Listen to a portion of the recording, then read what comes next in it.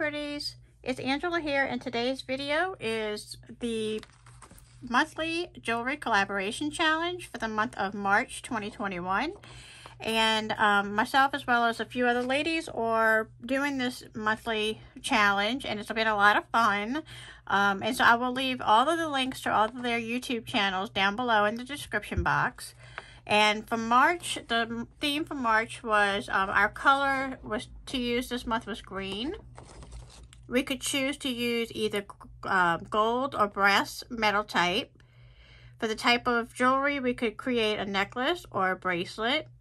And our fun theme or element, if we choose to do that, would be to pick luck, something with luck related, or clovers, maybe some horseshoes. I didn't have any horseshoes, but I thought that would be really cool for luck as well.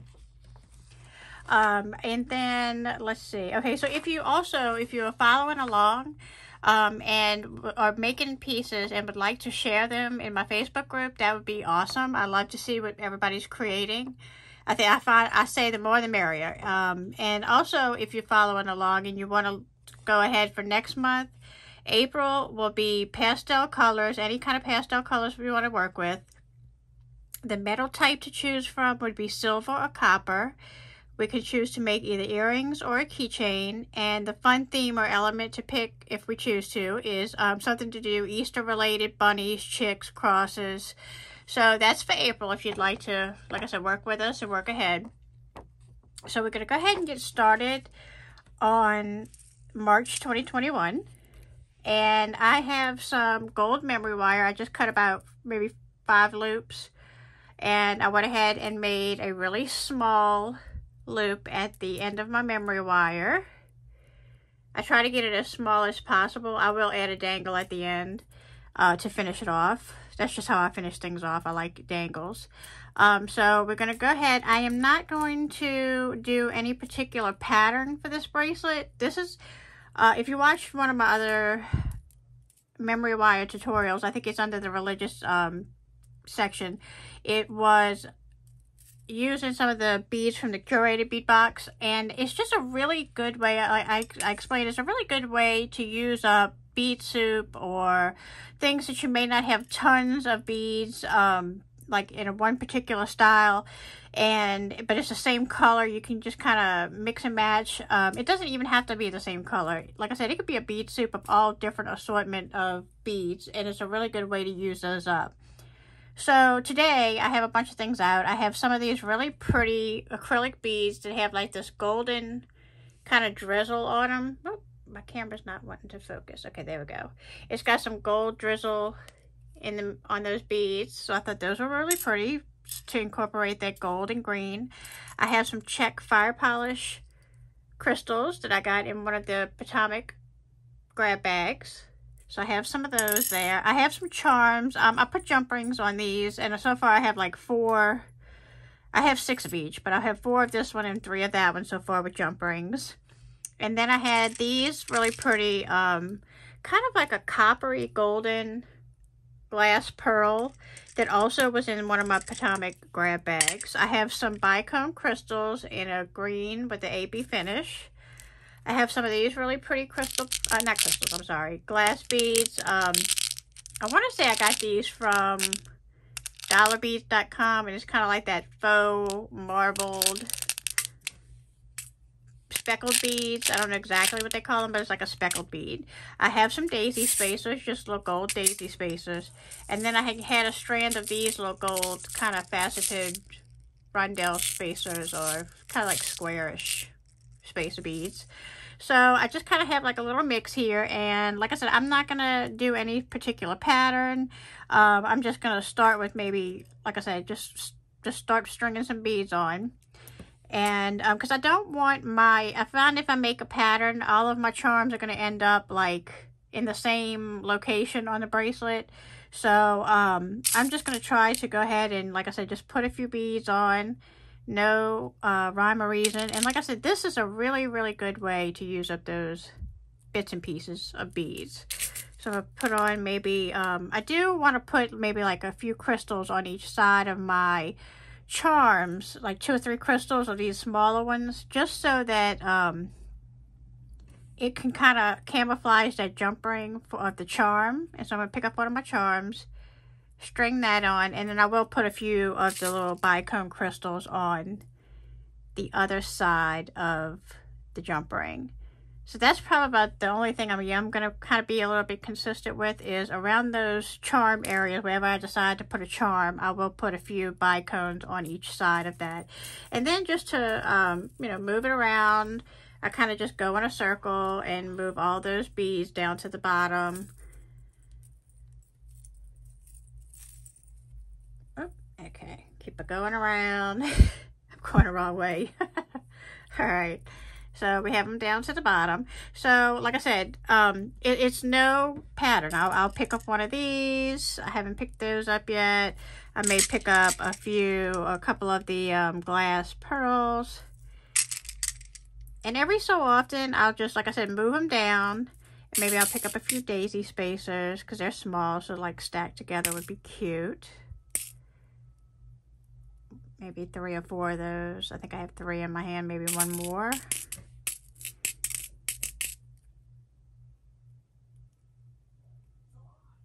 And then maybe I'll put one of these. I haven't picked up one of those in a little bit.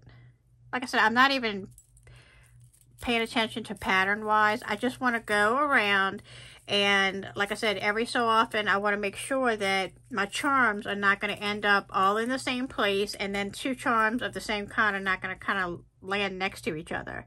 So I am going to go around another probably until I get to maybe over this way on this side, because my first charm is right here. So when I get onto this side, I'm going to want to add another charm. And I'm going to kind of, you know, go around until I get to here, maybe add another charm. So maybe like every second time around, or maybe 1.5. Maybe it's 1.5, because if you did it 2, it would be in the same spot. So maybe 1.5 time around, add 1. Go 1.5 times around, add another charm. So let me go ahead and work up a little bit, and I'll be right back. Okay, I'm back, and I have completed stringing all the beads that I wanted, that I can fit on this length that I cut off. And I have just, whoops, let me, a couple of my beads fell off on the very end, because I just have a very, very small piece left at the end. And again, I had absolutely no pattern that I follow. I just kept going around and just, you know, adding beads as I grabbed them, and then I would swing them around to the bottom, and when I felt like I needed to add a charm, I would go ahead and do that. Okay, so I'm going to try to hold on to this little bitty end.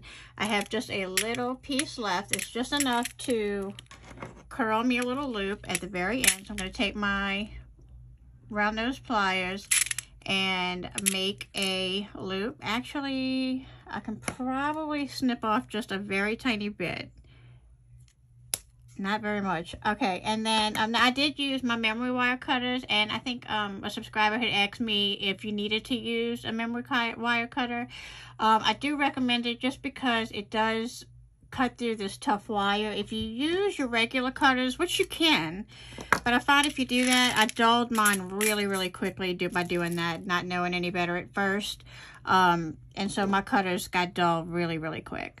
So I am just going to go ahead and make this little loop at the end, like I did on the other side. Just to finish that off, make it as small as I possibly can. And again, that memory wire is kind of tough to work with. You just got to keep finagling it and working with it. And then I'm going to take my flat nose plier, my stronger ones, and just kind of help guide that little loop closed. And like I said, it is tough to work with, so just be patient, take your time, and make sure that it is really closed good. And so I have that little bitty loop. Let me see if I can get it to focus. That little bitty loop on the end, like the other side.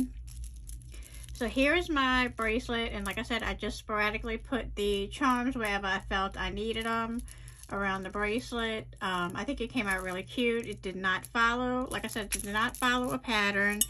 The beads are just strung on as I grabbed them, and so I think it's really pretty. Now let me go ahead and make some little dangles for my 2 little end loops, and I am going to grab some gold head pins. Let's see, I just have to find them. Here, no. I just need to grab a couple of head pins. And let's see, I think I'm gonna do, I don't think these crystals will fit on these head pins. Maybe they will. Yeah, the little Chinese crystals do fit, and they do go all the way down. So I guess I'll do maybe, I don't want them really big. One of the little crystals, maybe one of the little gold spacers, and maybe another crystal for this dangle. And I think I may leave it at that. Go ahead and use my one-step looper tool to make my loop. I'm using the 1.5 millimeter looper tool.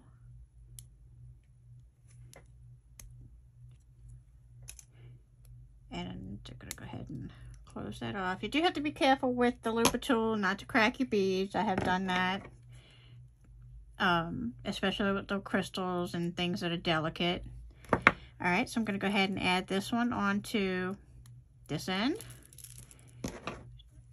Take my pliers and close it back up securely.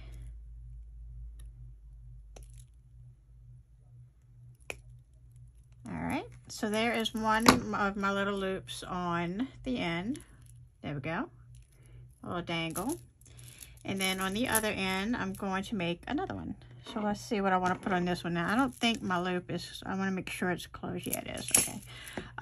Let's see. So I have another head pin, and I think I may do one of these larger green crystals and maybe a couple daisy spacers on top. Let's see. And maybe one of the little bicones on top of that. Like I said, it's really good to use up your extra stuff. That one doesn't want to fit on there, so let me try another one.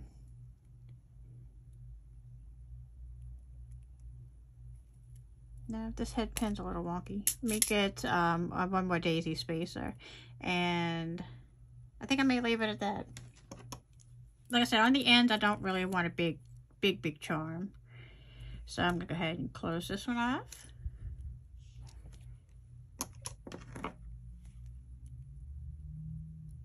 Kind of open it up a little bit so I can get it on that. These are some really pretty green colors together. I really like how this one turned out. And like I said, I am normally a pattern person. I like to kind of follow a pattern, but this one was kind of sporadic and fun, and I didn't have to really think about it. I didn't want y'all to have to watch me string the whole thing, because you know that's kind of like watching paint dry. but anyway, let me go ahead and put this on. And memory wire is nice too as gifts, just because you don't have to really worry. Oops, sorry guys. You don't have to worry about a person's size, and it fits anybody and everyone. So let me just get my little charms where I want them, so you can kind of see them on the outside. So it's just a little bit of adjusting on to begin with. And so that is really, really fun. Like I said, this is definitely a multi-layered wrap bracelet. 1, 2, 3, 4, 5. Oh, 4.5 to 5 wraps around. But I think it came out super cute. And if you wanted your charms to dangle even more, you could definitely put another jump ring. I may have it. Yeah, I think I have it upside down because my little charms are. These are double-sided, but these are not. So I think I have it upside down. But anyway, you get the point. You get the picture. It is a wrap bracelet. And like I said, no certain pattern. But I do think it came out really pretty. I do love the green and the gold together. I think it looks very fancy, very regal. And let's see, so it's actually this way is the way my little charms lay. But what I was saying was, if you do want them to dangle a little bit more, you can add another jump ring and have it dangling a little bit further down. But they do dangle. I think I just had it upside down on my wrist. It's kind of hard to show it on camera when you do that. But anyway, you can kind of see it. I think it came out really pretty. So I hope that you enjoyed a quick look at this wire wrap bracelet using these beautiful greens and golds and charms, a little lucky clover, 4-leaf clover charms. If you did enjoy this, please give me a thumbs up, click on subscribe, and click on the notification so that you can be notified each time I upload a video to YouTube. And again, if you would like to join in with the monthly collaboration, I do have the list posted in my Facebook group. I do encourage you to share your projects. I love seeing what everybody makes. Check out everybody else's links that's participating in this fun monthly jewelry collaboration down in the description box below. There's several ladies. I think we added a couple more to the group that wanted to participate, and so feel free to jump in and follow this with us. Like I said, the more the merrier. Until the next video, guys. Bye.